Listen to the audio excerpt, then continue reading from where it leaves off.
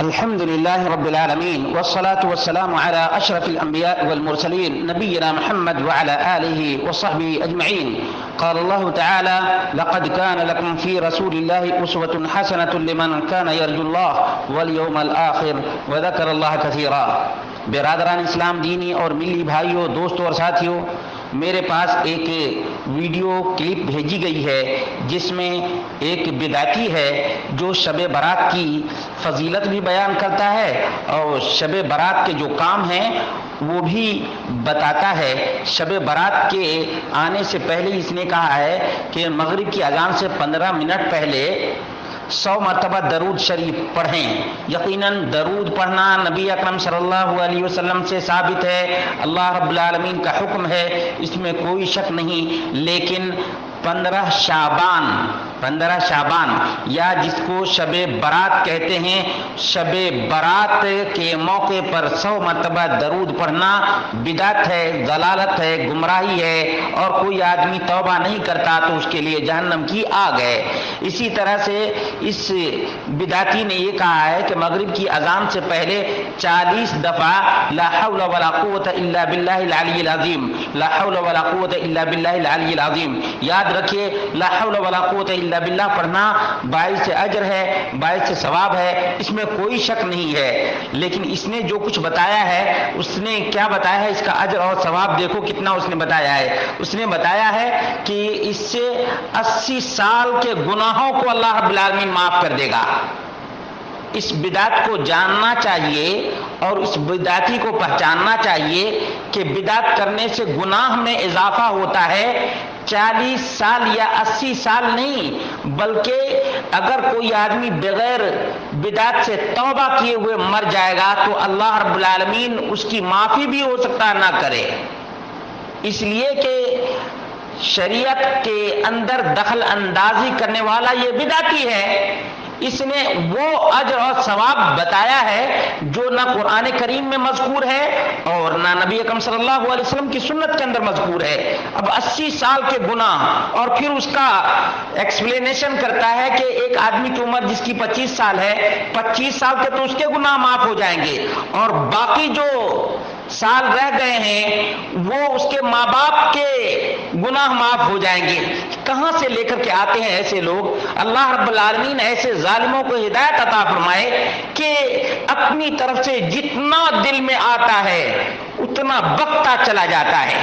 اور پھر اس نے جو کہا ہے وہ یہ ہے کہ 3 مرتبہ سورہ یاسین، یہ سورہ یاسین پڑھنا باعث اجر ہے، ثواب ہے، نیکی کا کام ہے، سب کچھ ہے. لیکن 15 شعبان کو مغرب کے بعد 3 مرتبہ پڑھنا یہ کہاں سے لے کر کے آیا؟ دین میں دخل اندازی یہ بدعتی آدمی کرتا ہے. اس بدعتی کو توبہ کرنا چاہیے. قرآن یقیناً پڑھنا باعث اجر و ثواب ہے، لیکن کس نے بتایا؟ کس نے اس کو کہا کہ 15 شعبان کو مغرب کے بعد سورہ یاسین 3 مرتبہ پڑھے، اور کہا کہ 15 شعبان کو غسل کرنا چاہیے؟ کیوں غسل کرنا چاہیے بھائی؟ کس کا حکم ہے؟ کچھ عطا بتا نہیں. سینہ گزٹ بدعتی کی طرف سے کہا کہ یہ بہت ہی مبارک غسل ہے، بڑا ہی مبارک یہ غسل ہے.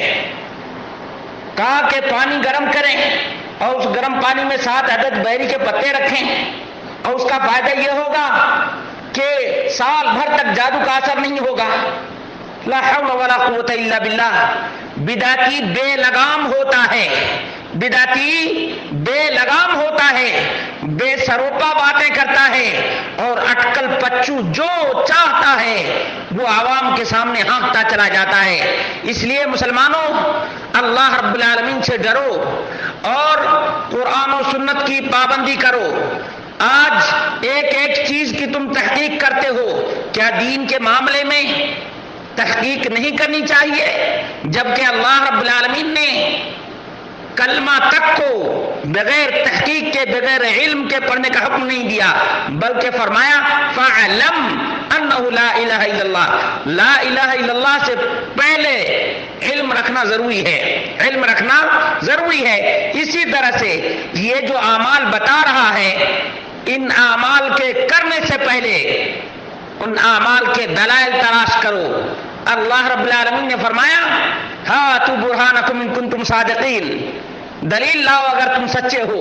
یہ بدعتی ایک بھی دلیل نہیں دے سکا ہے، پوری بات اٹکل پچو ہانکتا چلا گیا ہے، اور لوگ ہیں جو واہ واہی کر رہے ہیں۔ اللہ رب العالمین ہمارے معاشرے کو ایجوکیٹڈ بنا دے، اور ایجوکیٹڈ کا مطلب یہ ہے کہ اللہ رب العالمین دین پر عمل کرنے والا، دینی معلومات حاصل کرنے والا بنا دے۔ اللہ رب العالمین ہم سب کو بدعات، خرافات اور جو دین کے نام پر جٹلیات بنا لیے گئے ہیں ان سے اجتناب کرنے کی اور قرآن و سنت کی اتباع کرنے کی توفیق عطا فرمائے۔ السلام علیکم ورحمۃ اللہ وبرکاتہ۔